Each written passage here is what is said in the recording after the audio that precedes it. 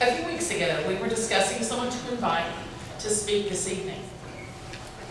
As I was describing the type of speaker I would like, with a specific name tucked away in my mind, Scarlett Higgins turns around and says, "Too bad you could not get Mrs. Kaye Chastain to speak."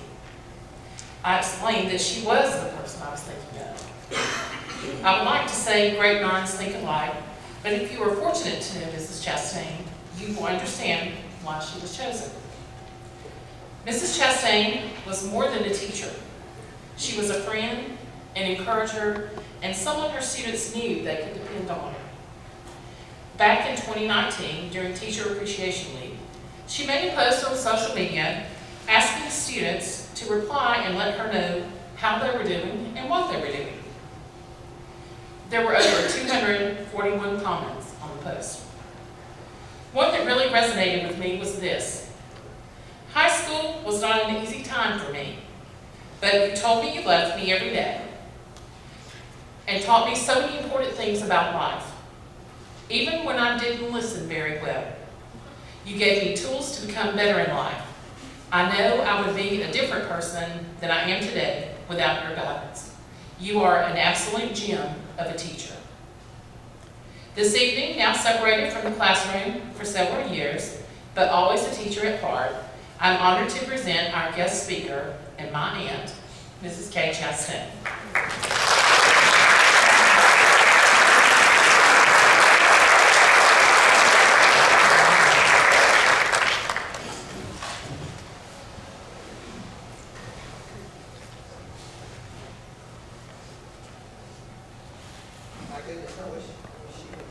Good evening.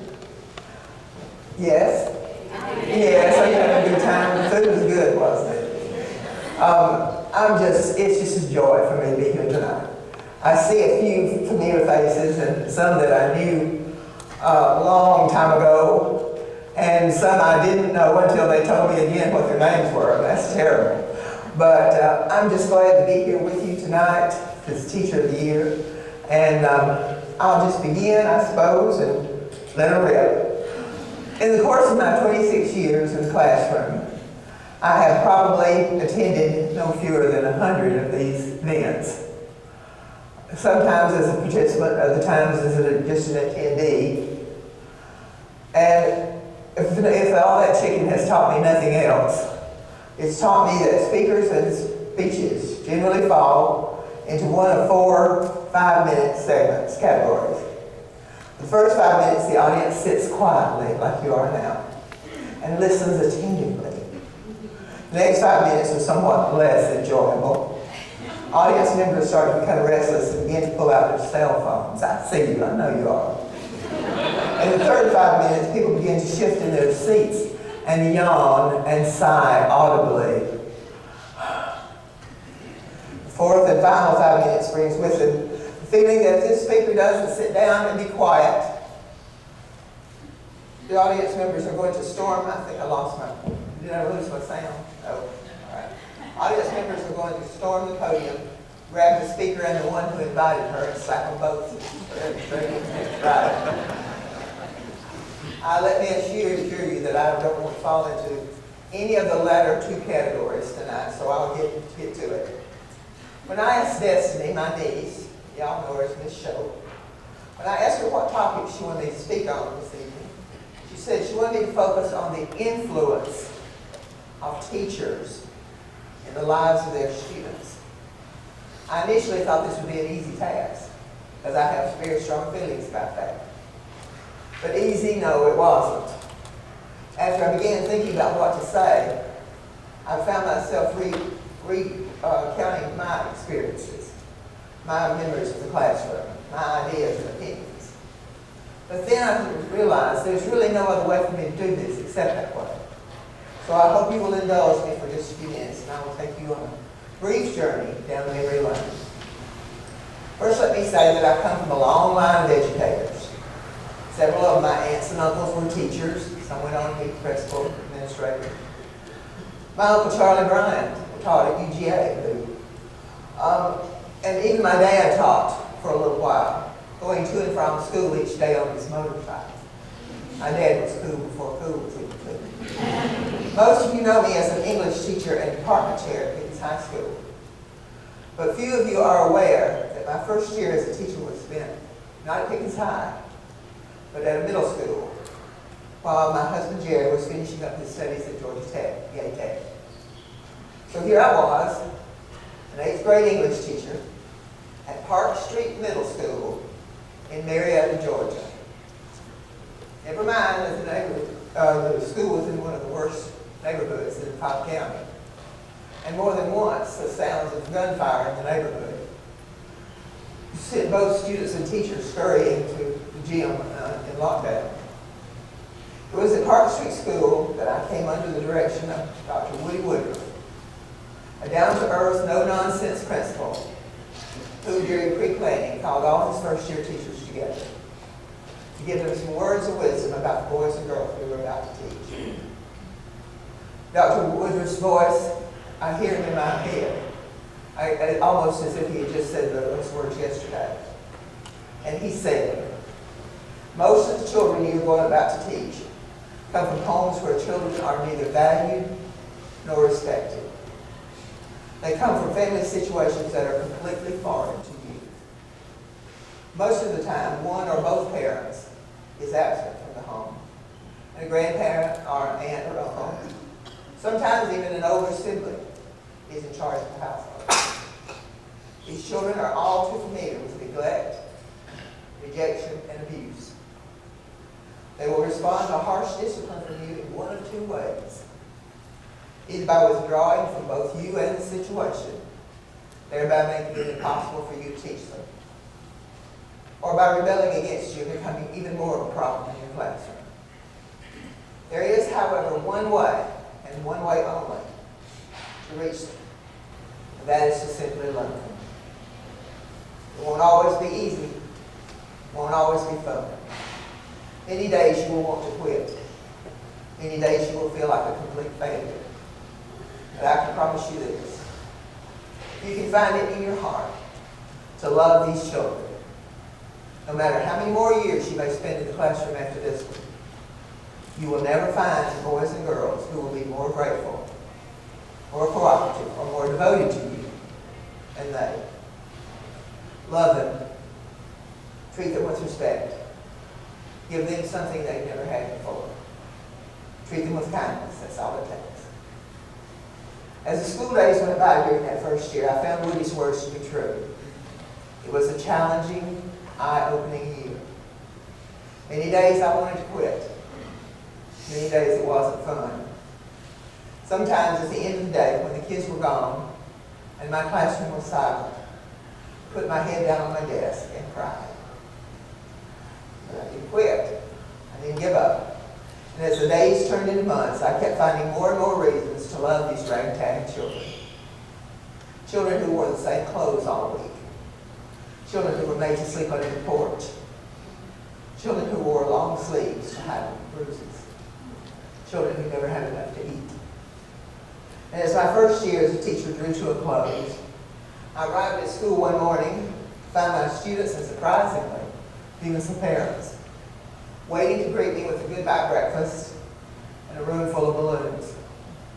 I wanted to shout from the mountaintops. I did it. I made it. No, wait. They did it. They made it. They being Olivia, she with the beautiful blue eyes and her hair and pigtails. James, the 18-year-old 8th grader, who got into a fight in the lunchroom one day and later apologized for almost hitting me.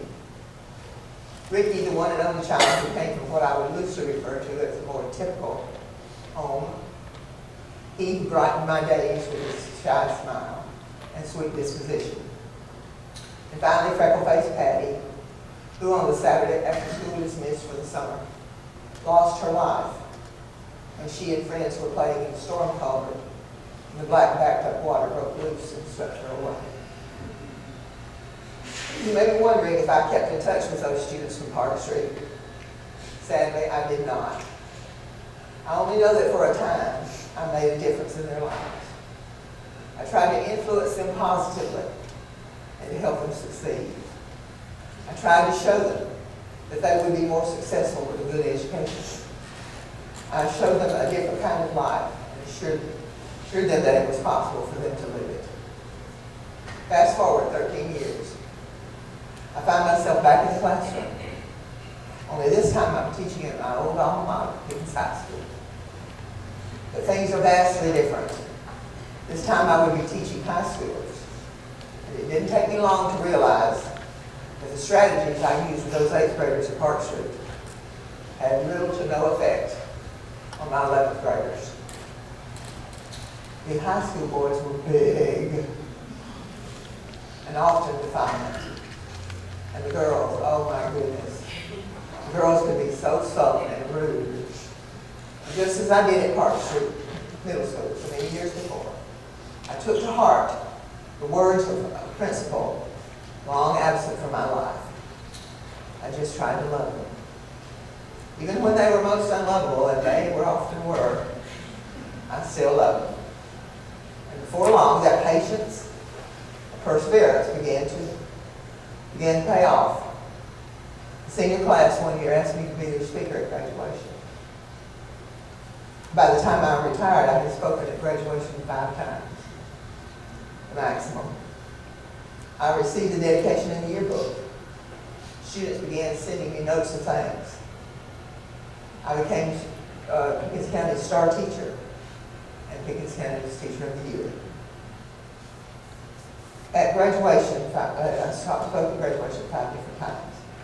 Now, do I tell you all this to bring attention to myself? Absolutely not. My point is this: influence, that is effect, impact, guidance, call it what you will. Influence is a powerful force that, coupled with love and respect for those they teach, can enable teachers to overcome almost any obstacle to success in the classroom. A wise person once said, it's not me, great teachers may never know the positive effects they have on their students. Such influence lasts through generations. Indeed, it lasts throughout all eternity. Whoa! Let's listen to that again. Great teachers may never know the positive effects they have on their students. Such influence lasts through generations. Indeed, it lasts through all eternity. More than 50 years have passed since Dr. Woodruff said those words. Just love them. They are as true today as they were 50 years ago.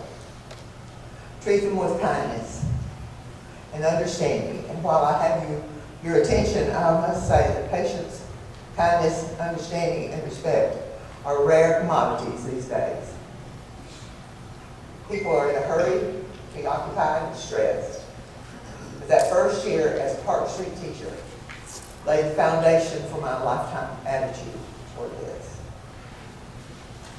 I learned that one can make a difference with just a smile. Sometimes that's all it takes. And now I'm about to make you smile. Last week, without letting these nominees know, we arranged for someone to go into their classroom and ask their students just how they have influenced them during this school year. These are from all the comments, we chose 3 to share with you tonight. Nominees, you may open your envelopes now.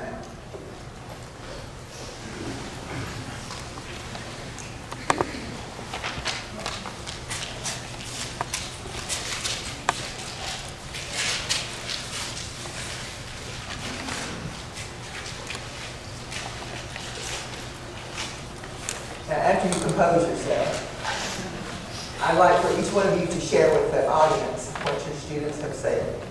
Remember, this is only 3 comments out of many. Destiny tells me that one group even wrote long letters, so we're not sharing those tonight. But the nominee whose class did that will receive it as well. If you are, and we're going to bring the microphone to you. Destiny is, and let you read those comments.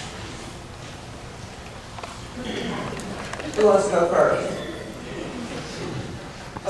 Miss Thrasher. I will cry. Ms. Thrasher has an emotional bond with her students. She is going to be a teacher that I will remember for the years to come. Ms. Thrasher always has a big smile on her face, and when she sees you in the hallway, she always says hello. She makes me feel confident and encouraging in myself every day. We are comfortable in her class to ask questions at any moment. Ms. Thrasher is like a second mom to me. She not only helps me in the classroom with math, but with anything, whether it's something with my friends or a difficult assignment from another class. I love her so much that I hope I never see a day where she is not my math teacher. That's influence, folks.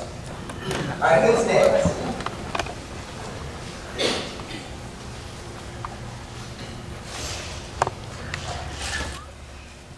Sometimes she gets on to me and some other kids, but she still loves us. She does Breakfast Club. I love her and will miss her when I go to middle school. Miss Georgia was one of my students in 5th grade at Tate. I knew that she would do great things. I am so happy for her. I'm thankful for Miss Georgia because she is a great teacher. She has been around for a long time. Anytime I get stuck on work, she calls me. Wonderful, wonderful. All right, who's next? Miss Newton teaches me to read. She also reads good books to us. Miss Newton is strict, but she is very nice and cares about us learning. We do cool projects and get to write about them. I love Miss Newton. Wonderful. All right. Mr. Morgan inspired my learning by teaching me about plants and history too. Everything sounds boring becomes exciting. Mr. Morgan would make reading interesting by dressing up as characters. You are my favorite teacher and still are, an 11th grade student. Mr. Morgan helps us pick out books and he keeps us safe.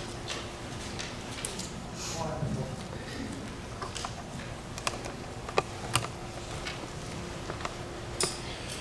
Mr. Marler is very good at explaining this and helping me understand. He's very welcoming. Love him.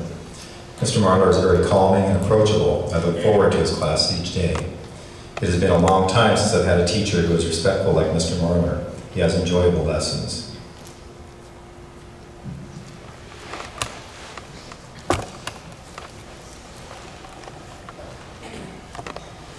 Miss Bauer can get me motivated to learn no matter what mood I'm in. Miss Bauer is always chill and patient. Mrs. Bauer never makes you feel bad for not knowing something, and she never gets upset, even when students don't remember how to act right.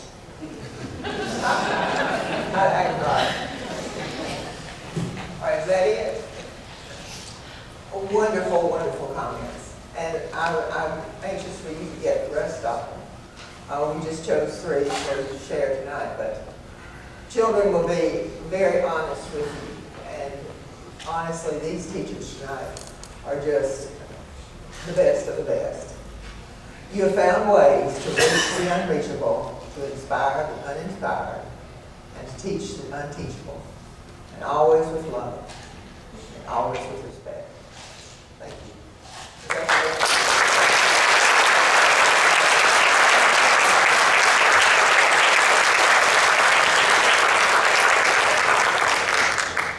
Thank you to Mrs. Kaye Chastain for being our guest speaker. Your quote on your piece of marble says, "Some people change the world, and some people change the people who change the world." And that is you.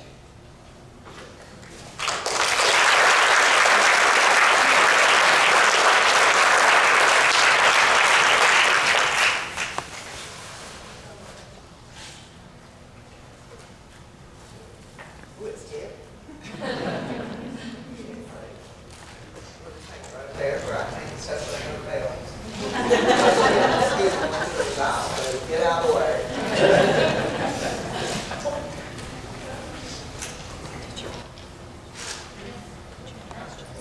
Our Teacher of the Year season is one of my most favorite times. It's always exciting to read the applications of our teachers and to learn more about them as educators and as individuals. We have 6 wonderful educators to present to you this evening.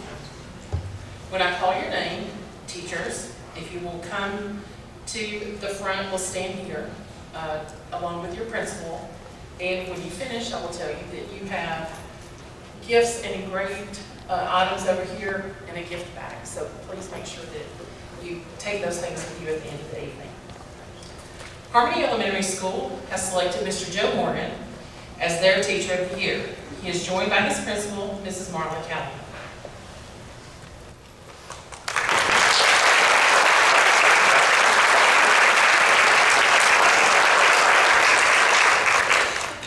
Hill City Elementary's Teacher of the Year is Miss Georgia Allen, and she is joined by her principal, Mrs. Jennifer Alco.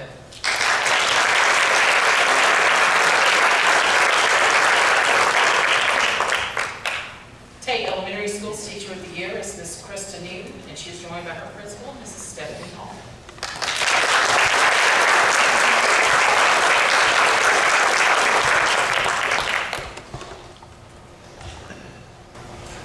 Mr. Randy Marler is representing Jasper Middle School, and he is accompanied by his principal, Mr. Corey Thompson.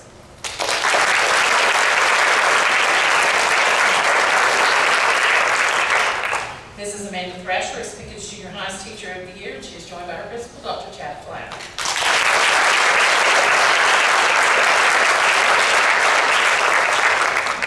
And Mrs. Sarah Bauer is representing PHS, and she's joined by her assistant principal, Dr. Wendy Arnold.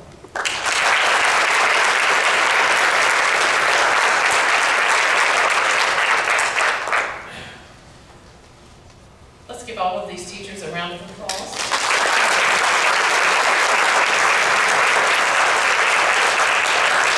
Dr. Gibbon makes her way to the stage to announce our 2023-24 Teacher of the Year for Pickens County. I would like to say that tonight's district winner will begin working to complete their application to submit to compete for Georgia Teacher of the Year 2025.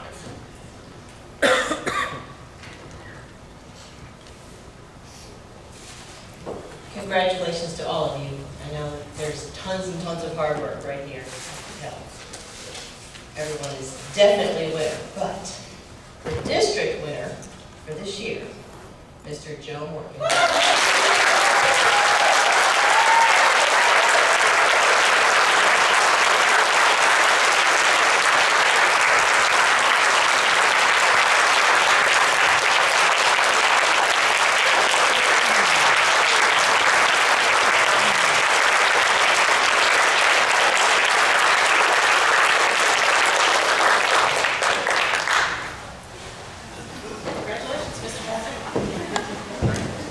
I didn't realize your gift was really that much purple. Thank you all so much for coming out this evening.